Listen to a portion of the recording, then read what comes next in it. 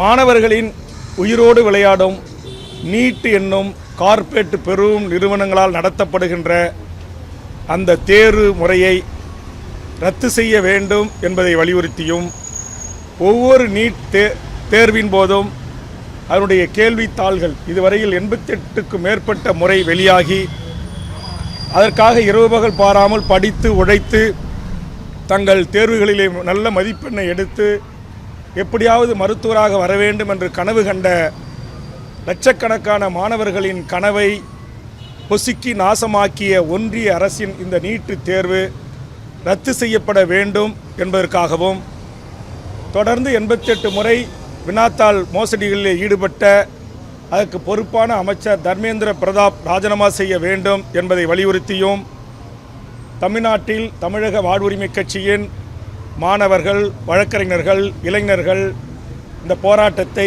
அதனுடைய தலைமை அலுவலகத்தில் எடுத்திருக்கிறார்கள். அவர்களுக்கு தமிழக வாழ்வுரிமை கட்சி தனது வாழ்த்துக்களையும் பாராட்டுக்களையும் தெரிவித்துக் கொள்கிறது. இந்த போராட்டத்தை இந்த மாணவர் செல்வங்கள் இங்கே எடுப்பதற்கான காரணம், தற்போது இந்தியாவின் தலைநகரான டெல்லியில் காக்ரோச் என்னும் கரப்பான் பூச் கட்சி அங்கு ஜனநாயக ரீதியாக இந்த கேள்வித்தாள் முறைகேடுகளை கண்டித்தும் அதற்கு பொறுப்பான அமைச்சர் ராஜினாமா செய்ய வேண்டும் என்று வலியுறுத்தியும் நடந்த போராட்டத்தில் ஒன்றிய அரசின் சிஆர்பிஎஃப், ஆர்பிஎஃப், காவல்துறை காட்டுமிராண்டித்தனமாக அவர்களை தாக்கி அடித்து கைகால்களை உடைத்து 5க்கு மேற்பட்ட மாணவர்கள் உயிர் இறப்புக்கு காரணமாக இருந்திருக்கிறார்கள். அதுபோன்று தமிழ்நாட்டில் அதற்கு ஆதரவாக போராடிய, நீட்டுக்கு எதிராக போராடிய மாணவர்கள் கைது செய்யப்பட்டிருக்கிறார்கள். தமிழ்நாட்டிலும் ஒரு சில இடங்களில் காவல்துறை அத்துமீறி நடந்து கொண்டிருக்கிறது. இதை அனைத்தும் கண்டிக்கின்ற வகையிலும் நீட்டு தேர்வை முழுவதுமாக ரத்து செய்ய வலியுறுத்தியும், தர்மேந்திர பிரதாப் ராஜினாமா செய்ய வலியுறுத்தியும் இங்கே மாணவர்கள் அமைப்பினர் இந்த போராட்டத்தை முன்னெடுத்திருக்கிறார்கள். அவர்களோடு தமிழக வாழ்வுரிமை கட்சி அவர்களுக்கு ஆதரவாக பாதுகாப்பு அரணாக இந்த போராட்டத்தில் நானே பங்கெடுத்து கலந்து கொண்டு அவர்களுக்கு ஆதரவு தெரிவித்திருக்கிறேன்.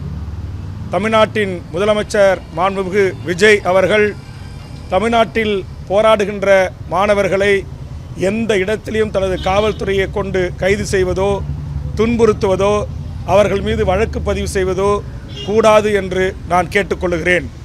காரணம், நீங்கள் லட்சக்கணக்கான மாணவர்கள் மத்தியில், இளைஞர்கள் மத்தியில் தேர்தலின் போது வாக்கு கேட்டபோது தமாக ஆட்சிக்கு வந்தால் நீங்கள் நீட் தேர்வை ரத்து செய்வோம் என்று அறிவித்தீர்கள். கடந்த காலங்களில் ரத்து செய்வோம் என்று அறிவித்த திமுகவை கடுமையாக விமர்சனம் செய்து அவர்களை மக்களிடத்தில் கொடுத்த வாக்குறுதியை காப்பாற்றாதவர்கள் என்று குறை கூறி ஆட்சிக்கு வந்தீர்கள்.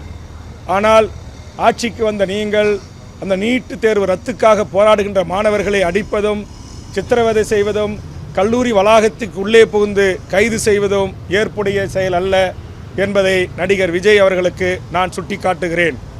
அந்த வகையில் லட்சக்கணக்கான மாணவர்களின் மருத்துவ கனவோடு விளையாடுகின்ற மிக மோசமான, ஆண்டொன்றுக்கு 35,000 கோடி இன்றைக்கு கொள்ளையில் ஈடுபடுகின்ற இந்த நீட் என்னும் பன்னாட்டு கார்ப்பரேட் பெரும் முதலாளிகளால் இன்றைக்கு லாபம் ஈட்டுவதற்கு நடத்தப்படுகின்ற இந்த தேர்வு முறை அடியோடு ஒழிக்கப்பட வேண்டும், முற்றுமுழுமாக ரத்து செய்யப்பட வேண்டும் என்று வேண்டுகோள் வைக்கின்றேன்.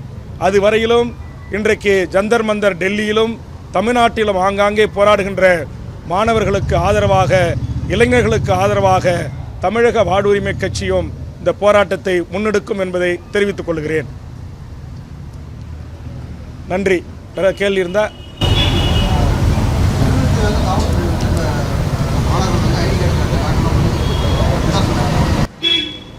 அதை நான் பேசும்போதே குறிப்பிட்டேன். அப்படி எந்த மாணவர்களையும் தமிழ்நாடு காவல்துறை மிரட்டக்கூடாது. தமிழ்நாடு அரசின் கொள்கை முடிவு என்னவோ அந்த கொள்கை முடிவை வெற்றிகரமாக நிறைவேற்றுவதற்காகத்தான் எனது அருமை மாணவர் சமூகம் வீதிக்கு வந்து போராடி கொண்டிருக்கிறது. தங்கள் படிப்புகளை விட்டு, வகுப்புகளை விட்டு அவர்கள் தங்கள் சொந்த செலவில் இன்றைக்கு டெல்லிக்கு சென்றும் தமிழ்நாட்டின் பல முனைகளிலும் இங்கே எமது அலுவலகத்திற்கு வந்து போராடுகிறார்கள் என்று சொன்னால் அது அந்த அடாவடியில் ஈடுபடுகின்ற காவல்துறையுடைய பிள்ளை செல்வங்களையும் காப்பதற்காகத்தான் என்பதை அப்படி தவறான முறையில் நடந்து கொள்கின்ற காவல்துறை நண்பர்களும் உணர்ந்து கொள்ள வேண்டும். அவர்கள் கண்ணியமான முறையில் கையாளப்பட வேண்டும் என்று தமிழக வாழ்வுரிமை கட்சி தமிழக காவல்துறைக்கு வேண்டுகோள் முன்வைக்கிறது. ஆட்சிகள் மாறலாம், அதிகாரங்கள் மாறலாம், ஆனால் ஓய்வு பெறுகின்ற வரையில் அதிகாரிகளாக இருக்கின்ற எனதருமை காவல்துறை அதிகாரிகள் சற்று மனச்சாட்சியோடு நடந்து கொள்ள வேண்டும். டெல்லியிலே காவல்துறை நடந்த அந்த காட்டுமிராண்டித்தனத்தை போல் தமிழ்நாட்டிலும் அங்கொன்றும் இங்கொன்றுமாக நடைபெறுகிறது என்கிற அந்த குற்றச்சாட்டுக்கு இனி வரும் காலங்களில் இடமளிக்க கூடாது என்று நான் வேண்டுகோள் வைக்கிறேன்.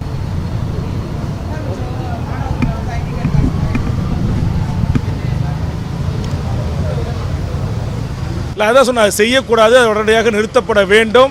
மாணவர்களுடைய ஜனநாயக உரிமை போராடுவது, அதைத்தான் எல்லா ஆட்சி காலத்திலும் மாணவர்கள் போராடி இருக்கிறார்கள். அதனால் மாணவர்களுடைய அந்த போராட்ட உரிமையை எந்த விதத்திலும் தமிழக அரசு தமிழக காவல்துறை நசுக்கக்கூடாது என்பதுதான் எமது வேண்டுகோள்.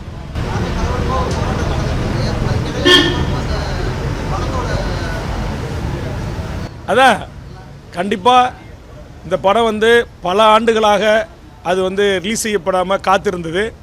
இன்றைக்கு 5க்கு மேற்பட்ட மாணவர்கள் செத்து இருக்கின்ற போது, 100க்கும் மேற்பட்ட மாணவர்கள் காயம்பட்டு மருத்துவமனையில் அனுமதிக்கப்பட்டிருக்கிற போது இந்த படத்தினுடைய வெளியீடை மாண்புமிகு முதலமைச்சர் அவர்கள் தள்ளி வைத்திருக்கலாம்.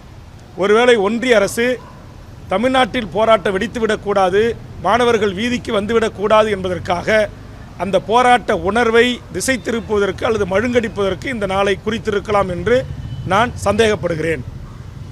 ஆக ஒன்றிய அரசினுடைய வழிகாட்டுதலோடு கூட எந்த ஒன்றிய அரசு இதுவரையும் சென்சார் போர்டிலே இதற்கு அனுமதி தர மறுத்ததோ அதே ஒன்றிய அரசு இப்படி ஒரு போராட்டம் வீரியமாக இந்தியா முழுவதும் நடந்து கொண்டிருக்கிற போது இந்த படத்திற்கு அனுமதி அளிக்க வேண்டிய அவசியம் எங்கிருந்து வந்தது?